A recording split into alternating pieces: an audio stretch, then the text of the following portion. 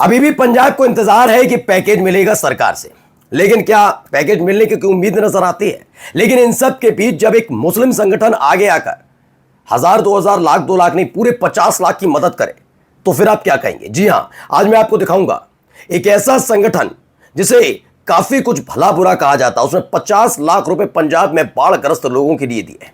यही नहीं, आज आपको यह भी दिखाऊंगा उनसे इतर छोटी छोटी बच्चियों के साथ साथ बूढ़ी बुजुर्ग महिलाएं भी अपने जेवर दान कर रही हैं कि पहले पंजाब संवर जाए, पहले जैसा खुशहाल हो जाए, उसके बाद पहन लिए जाएंगे जेवर। कोई जेवरात की जरूरत नहीं है समझ में। ये मैं नहीं कह रहा हूं, मेरा चैनल नहीं कह रहा है, उस बूढ़ी बुजुर्ग महिला के मुंह से आपको सुनवाऊंगा कैसे उन्होंने सब कुछ अपना दान कर दिया। थोड़े दिन पहले ही मैंने आपको दिखाया अपनी जमीन बेचने के लिए तैयार हो गए मुसलमान। ये तमाम अलग अलग तस्वीरें और खबर निकलकर सामने आई और इन सब के बीच भारी तादाद में कैसे 20,000 से ज्यादा मस्जिद और कई मदरसों से राहत सामग्री पहुंची है, वो एक एक तस्वीर आपको दिखाने जा रहा हूं। नमस्कार, मैं हूं प्रज्वल गौतम और आप देख रहे हैं टाइम्स एक्सप्रेस।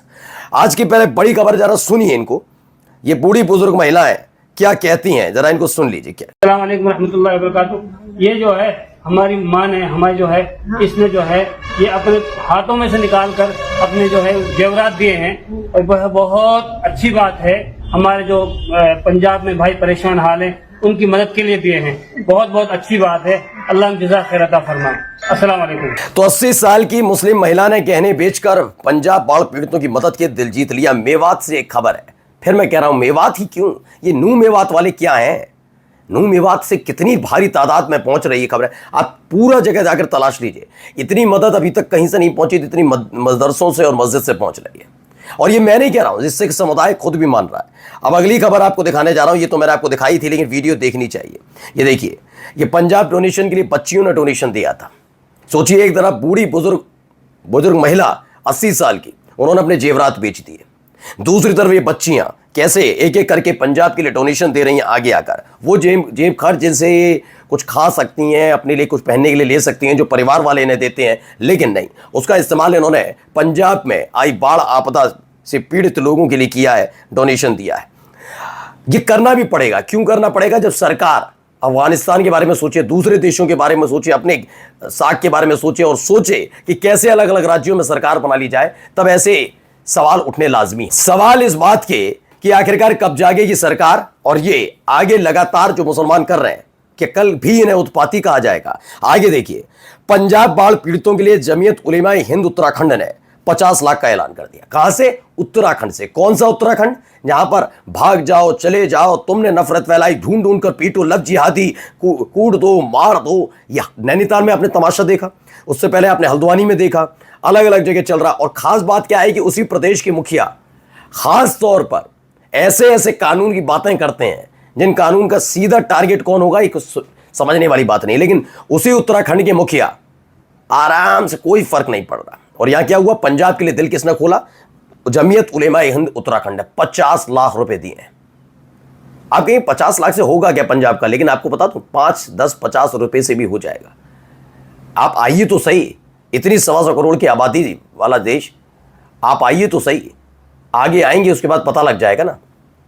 आइए बहुत आगे देखिए, ये देखिए मुजफ्फरनगर का एक गांव है, क्या हो रहा है वहां पर, पहले वीडियो देखते चले। वीडियो में देखिए यहां पर तैयारी की जा रही है। ये भी भैया एक मदरसा है, मदरसे में तो भैया कौन पढ़ता है, बीजेपी के नेताओं के मुताबिक आप लोग जानते ही हैं। लेकिन फिलहाल आप देखिए, पंजाब राहत सामग्री के लिए मुजफ्फरनगर से निकली है। उत्तर प्रदेश के मुजफ्फरनगर से एक मदरसे को पूरी तरह से केंद्र में तब्दील कर दिया। एक पूरे हिस्से में बच्चों को दिन में पढ़ाया जाता है, फिर जैसे उनकी छुट्टी होती है तो उनको बच्चे अपने सामने आते हैं और फिर मदद से में जो सामान रखा हो उसकी पैकिंग शुरू कर देते हैं। ये तस्वीर निकली। चलिए पहले इनको सुनिए क्या कह रहे हैं भाई साहब। ये अजी सब कुछ सिखों ने सिखाया है। यहाँ पे इंडिया में किसी पे ना आपदा में किसी को मदद करने का सलीका था, कैसे मदद होनी है, ना धरने प्रदर्शन चलाने का था।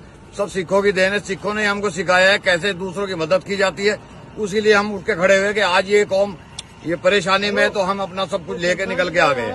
आगे जितनी भी जरूरत पड़ेगी हमें तो साथ रहेंगे हम। तो सुन लिया आपने, सिखों ने सब सिखाया और यकीनन सिखों ने कुर्बानियां, सिखों ने देश प्रेम, सिखों ने सिखाया अपनी सरजमी से मोहब्बत करना। सिखों ने यह भी सिखाया कि जब आपकी हक की आवाज आपकी ये देश की सरकार दबाए तो उसके लिए कैसे शांतिपूर्ण तरीके से प्रदर्शन किया जाता है। सिखों ने ही सब कुछ सिखाया और सिखों ने यह भी बताया है कि जिंदगी जी कैसे जाती है। लेकिन जब आपदा आई तो जो जिसके खिलाफ आवाज बुलंद हुई थी वो आज सुमटी में गुमटी मारकर बैठे हुए हैं, उन्हें कोई फर्क नहीं पड़ता। और ये लोग निकल कर सामने आ रहे हैं। मुजफ्फरनगर से मदरसे से लेकर सामान लेकर जब पहुंचे पंजाब, तो कुछ इन्होंने इस तरीके से बयां किया। वो बात अलग है कि जब आंदोलन करना सिखाया, उन्हें सब सिखा रहे थे, तब उसी आंदोलन में बीजेपी की एक महिला, वाचाल कहता हूं मैं, वाचाल सांसद को रेपिस्ट नजर आ रहे थे। वो बात अलग है कि गाल पर जब रसीद हुआ था तो पूरी बीजेपी उछल उठी थी। एक महिला को मारा, महिला ने महिला को मारा था, और गंदगी उगलने वालों के साथ। और क्या है इनका काम? सिर्फ गंदगी उगलो, किसी भी कम्युनिटी के खिलाफ गंदगी और गंदगी उगलो, गंदगी उगलो, लेकिन जब मदद की जरूरत हो तब काम बताओ, फिर छाती पीटो कि वो मुसलमान ब्रेन वॉश कर देते हैं क्या। हाँ, आइए अगली देखिए खबर। ये भी एक वीडियो है। इस वीडियो में आप देखते चलिए कैसे सामान पहुंचाया गया था। ये गांव शिकारपुर, ये अड्डा वाली मस्जिद के इमाम साहब हैं। कल 8 बजे उगाई का ऐलान किया था पंजाब के लिए, और देखो माशाल्लाह मौल साहब के हाथ में कम से कम 1.25 लाख रुपया करीब ये पैसा है जी। और ये अनाज भरा हुआ है हमारे हुजरे में, जगह नहीं है जी। माशाल्लाह कम से कम 125 से प्लस मन से ज्यादा अनाज आया हुआ है।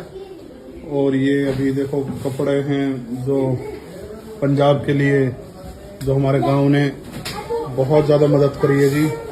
और ये देखो जी सामान, माशाल्लाह हमारे छोटे छोटे बच्चे लगे हुए हैं जी। और ये देखो तसले देखो जी। तो इतना अनाज कैसे सिर्फ 18 घंटे में? एक मस्जिद से ऐलान हुआ पंजाब में आपदा है, ये जो जिसकी जितनी मर्जी हो उतनी दीजिएगा। 18 घंटे में 1.25 लाख रुपए का इंतजाम होता है। इतना सारा सामान, खाने पीने का, कपड़ों का इंतजाम, बर्तनों का इंतजाम हो जाता है। और फिर कहते हैं ये करते हैं। देखिए यहाँ पर भी पूरे मदरसे में लगे हुए हैं लोग लगातार। ये मेरठ से निकली हुई तस्वीर है। मेरठ से पंजाब की तरफ जाने के लिए तैयारी की जा रही है। लगातार बोरे तैयार किए जा रहे हैं। और इमारत देखते हुए समझ रहे होंगे कोई कौन सी इमारत है, ये मस्जिद है, मदरसा है, आप समझ ही जा रहे होंगे। ठीक है ना, किस धर्म से ताल्लुक रखते हैं वो भी समझ गए होंगे। अब आइए ये भी एक खूबसूरत तस्वीर देखिए। छोटे छोटे बच्चे, देखिए छोटे छोटे बच्चे, पूरा परिवार लेके पहुंच रहे हैं लोग। जितना छोटे बच्चों से मदद हो पा रही है सबको वहां पर लेकर जाया जा रहा है। छुट्टियां इस समय ऐसे नहीं बिताई जा रही कि पार्क में लेकर चल रहे हैं, चलिए मस्ती कराएंगे, फिल्म देखेंगे, नहीं। कह रहे हैं ये पंजाब के लिए वक्त है। वो पंजाब जिसने जीने का सलीका सिखाया, जिसने देश प्रेम सिखाया, और जिसने हमें उत्साह में रहना सिखाया, जिसने सिखाया भारतीय होने का और सरजमी से मोहब्बत करने का सलीका क्या है। और जब वो आपदा में है तो हम साथ खड़े। और देखिए ये तस्वीर है जिसने हमें आज़ादी का अनुभव भी कराया था दोस्तों। जी हाँ, सिखों की बदौलत ही आज हम खुलकर कुछ बोल पा रहे हैं। चलिए ये तस्वीर भी देखिए। आसमानी बारिश के बाद क्या होता है वहाँ पर, देखिए कुछ गाड़ियाँ ऐसे निकलते हुए, ये ट्रक की निकलती हुई तस्वीरें हैं। ये वीडियो एक के बाद एक। दोस्तों देखिए, मदरसा वालों ने पैकिंग कर पंजाब के लिए गाड़ी रवाना कर दी गई है। 20-25 देखिए ट्रक और देखिए कैंटरा के साथ पूरी मदद की जा रही है पंजाब की। ये वो मदरसा है जिसमें यही सिखाया जाता है इंसानियत, एक दूसरे की मदद करना। तो तकरीबन ऐसे 20,000 से ज़्यादा मस्जिदें बताई जा रही हैं और मदरसे हैं जहां से मदद लगातार पहुंच रही है। यानी तकरीबन 40,000 करीब मस्जिद और मदरसे से लगातार पंजाब की तरफ मदद पहुंचाई जा रही है। और ना सिर्फ मदद पहुंचाई जा रही है, तस्वीर भी इस आखिर में छोड़ रहा हूं। ये देखते चलिए कि कैसे वहां पर जाकर केवल सामान नहीं रखा जा रहा, घर घर तक पहुंचाने के लिए भी ये मियाँ भाई, ये दाढ़ी टोपी वाले, जिन्हें दाढ़ी टोपी देखकर आप बहुत गुस्से में आ जाते हैं ना, ये दाढ़ी टोपी वाले घर घर तक पहुंचा रहे हैं सामान। नमस्कार।